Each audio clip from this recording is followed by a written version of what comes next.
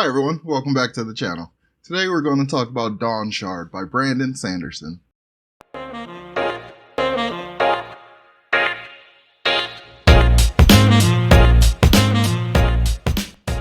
So Dawnshard is the new novella that Brandon released right before Rhythm of War came out. I didn't get to read it before Rhythm of War, which I kind of regret now, because there's some really good stuff in this book that expands on the expansion of world building that Brandon does in Rhythm of War. So similar to Edge Dancer, this novella is basically a side quest that happens with our characters. This time we're following Risen, a character that we got to know fairly early on, I believe in like Way of Kings, when she was training under her Babs to learn to be like a trader, go all over Roshar and like trade things, be a merchant, a goods merchant and stuff. So now like she has a ship and stuff, and so the entire crux of it is we're going to Amia / Akinas, like all of that mysterious little island situation in Roshar. So I suppose mild spoilers for part 1 of Rhythm of War. It was mentioned very offhandedly that they got a cache of soul casters when they went to Amia, and when I was reading preview chapters and saw that, I'm like, what? You can't just throw that in there, like just so casually just mention we got a bunch more soul casters and went to Amia. So in this story, Risen and her crew, along with some of the Knights Radiants, have been tasked to go to Amia to pretty much figure out what's going on with this ghost ship that was discovered. And the ghost ship is basically a defunct ship that we followed during Oathbringer. There's a character that was a part of one of the interludes that was going to that same location, and, a bunch of bad stuff happened. So that ship ended up getting found because it wasn't sank the way it was intended to be. So people want to go, they want to know what happened. Like they're trying to figure out what happened. So Navani basically commissions the mission for them to go to the island to go and try to figure out what's going on. The majority of the story really takes place on the boat. It's really just like a lot of character interaction and some more development and stuff. Like I know that I've learned basically through other people's reviews and stuff like 17 Shard that people don't really like Lopin. Like they like him in small doses and stuff like that. But I've been a huge fan of Lopin from the beginning. Like I thought he was the most fun little comic relief character Brandon ever put in. So Lopin, despite the fact that Lopin has been portrayed very stereotypically and stuff, like a stereotypical Herdazian and stuff this entire time, like from when he first showed up, I kind of knew what Brandon wanted to do. Basically from the moment we met Polona, I was like, okay, the perception of these people is that they're like unintelligent or, like all Lopin's jokes about like how many one-armed Herdazians take to screw in a light bulb and stuff like that. And actually, if that was an actual joke, I feel like that doesn't make sense on that planet.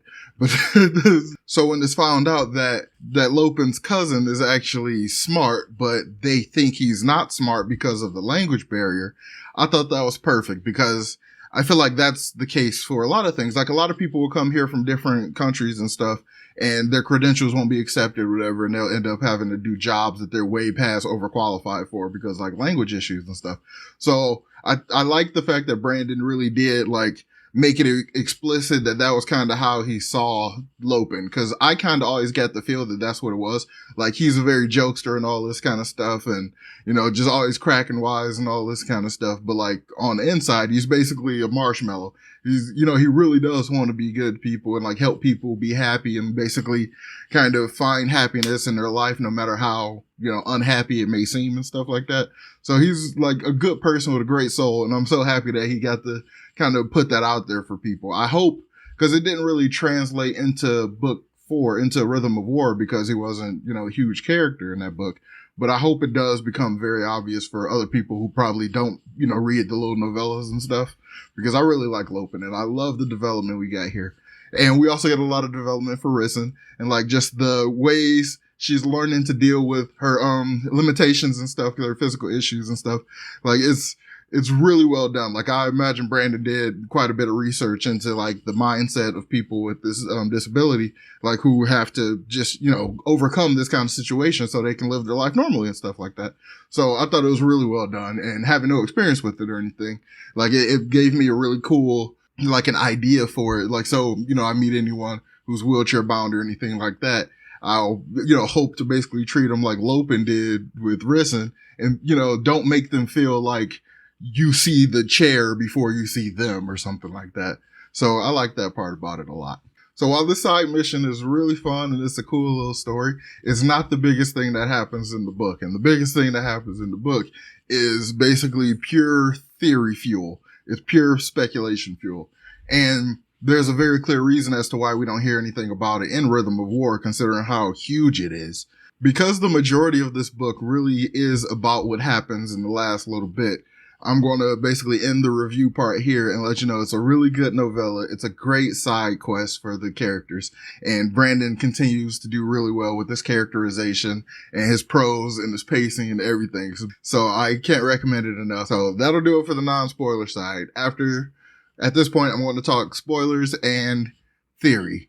Pretty much just that last bit of the book. So you've been warned. This is the spoiler section / theory section. So let's get started. So if you're still here, then I assume that means you read the book or don't care about spoilers. But the big thing that happens in this book is contained within the paragraph, actually. It's only like just a little bit. I'll actually put the paragraph up here.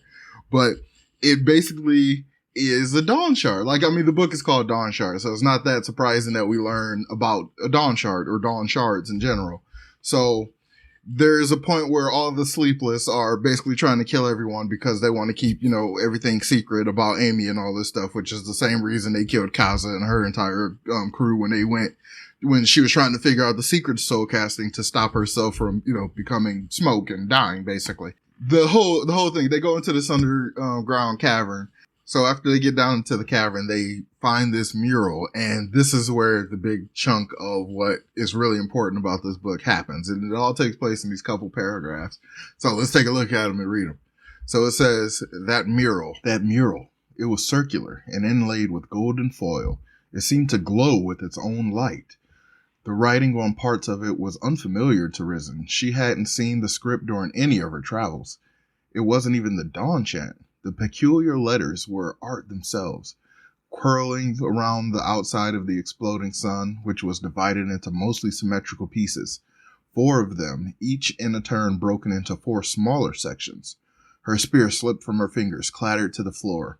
She swore she could feel the heat of that sun burning, washing over her. It wasn't angry, though. She knew it was being ripped apart like a person on some sort of awful torture device. She felt something emanating from it. Resignation? Confidence? Understanding? So, that little paragraph right there, I think is basically, it's very clear that it's detailing the shattering of Ad nauseam. So, the Dawnshards were used to shatter Ad nauseam. That's what it appears to be. I don't really know precisely what a Dawnshard is, but it's described as being one of the 4, there are 4 Dawnshards. That's basically what we know right now, right? So there are 4, and they're described as being the 4 primal commands that God, Ad nauseam, used to make reality, basically, right? So each command after the shattering became some sort of thing or whatever. So Risen, after looking at the mural, basically accepting it, she gets infused with the Dawnshard and becomes a Dawnshard, or is a vessel for a Dawnshard, or a hold. I don't know how the semantics of that should actually work, how the verbiage of it should work, but basically my entire thing of it. So Risen is now a Dawnshard. We know what Dawnshards are. They're not my original idea, because my original idea was all 10 honor blades are supposed to be put together and they become this insanely powerful piece of investiture, almost stronger than the Stormfather, like a splinter, like a proper splinter or something. And it's a huge chunk of a shard more than, just a shard or a big sprint or something like that. But I was super wrong. The idea that the Dawnshards are the 4 primal commands that created all reality makes me think, and then along with the description of the mural, the idea of being on a torture device and being pulled apart and ripped apart. So it kind of makes me think of it in this way, right? And also the comments about intent and command and stuff like that. It makes me think of it in terms of the way the shards work themselves, right? So ad nauseam was shattered into 16. Each in ad nauseam shattered along the different aspects of itself. So become the different aspects of honor, cultivation, and all that kind of stuff. So it makes me wonder if, because the investiture of the shards is just a huge amount of investiture. It's an insane amount of investiture that has an intent and like an aspect to it, right? So when you take it up, you ascend and become a god. And that intent of that shard basically starts to rule, it's a fight between the vessel and the shard, like, how the power will be used either purely for that intention or, let the cognitive part of the person kind of steer it how they can. But it kind of, so like that, it feels like that's like pure spiritual realm type investiture, right? Apart from the fact that it expands your mind, but I don't know if that's just a consequence. But it's so that makes me think of like a big piece of spiritual energy is the shard, right? And then I think now the Dawnshard, because the Dawnshard itself doesn't give powers, except for like you'll be affected after having held it for a long time, kind of like Hoyd, but like you'll be affected based on the type of Dawnshard it is. But I really think that the Dawnshards are basically chunks of ad nauseam's cognitive aspect. So the Dawnshards themselves don't give power, but if you have power, if you're invested like a radiant or have ascended or something, then you'll have the breath and knowledge of a deity to be able to use it, which means to me that it is basically a mental command, a concept. It is intent and command. Like it is, a primal command, like, let there be light, something like that, right? So say you have the powers of a god and you want to do something like let there be light. You, as a human, and you say that, you probably, on a small scale, a light bulb or something, like let there be light and you make a light bulb or something. But contextually from universal God level, you say let there be light, then maybe you're saying something along the lines of let the possibility of photons exist or something like that. And it, warps reality to a degree to make that possible. And then light of every form through all scales, break all the way down. So it's like something like that. So no human can properly understand it until they are ascended or like have such a level of surge binding that it's just overly scary and they'll destroy another planet. So I think it's that kind of thing. I think the Dawnshards are cognitive shards, similar to the way the aspects of ad nauseam's spiritual web was broken into the God shards, basically. So that's basically my big theory. It doesn't even feel like much. Like it just feels like it's very hard to explain, but I think that's really what it is. And I think the idea of like intent and command and like visualization and stuff like that, like the command is the thing that goes out. It's the cognitive like energy, right? The intent is how you perceive it, how you're meaning for this ability to, like how you're meaning for this to work, how you're expecting this to play out, whether or not you're expecting a light bulb or photons. And then the visualization is how you want it to play out, basically. It's like, do you want just a sun to burst into the middle of dark space or whatever? And somehow like that's all light in reality and existence, a single sun, a single source and all that kind of stuff? Or are you going to create a situation whereby the Big Bang happens and you can create billions of suns and just random luminescence that has light and photons? It's that kind of thing. So I feel like that's kind of where it all pulls from. And that's why I'm very, very committed to the idea that these are basically cognitive shards. Like you won't ascend because it's not that kind of thing. But say if Terravodium got one of the Dawnshards, holy crap, like that's terrifying. He could warp reality on the scale that even other shards would be terrified of, assuming the types of Dawnshard. So we don't know what they all are. So now I guess let's speculate on what the 4 Dawnshards could be, right? So we know 1 is change. So what could be the other 3? There are 4 primal commands of creation that made reality, right? So, and there's only 4. So they have to be broad enough to cover everything in existence. And they have to be vague enough that they can be translated down into multiple other things. But they have to be distinct enough that it's not just like, you know, you can make one umbrella and technically fit all 3 in there.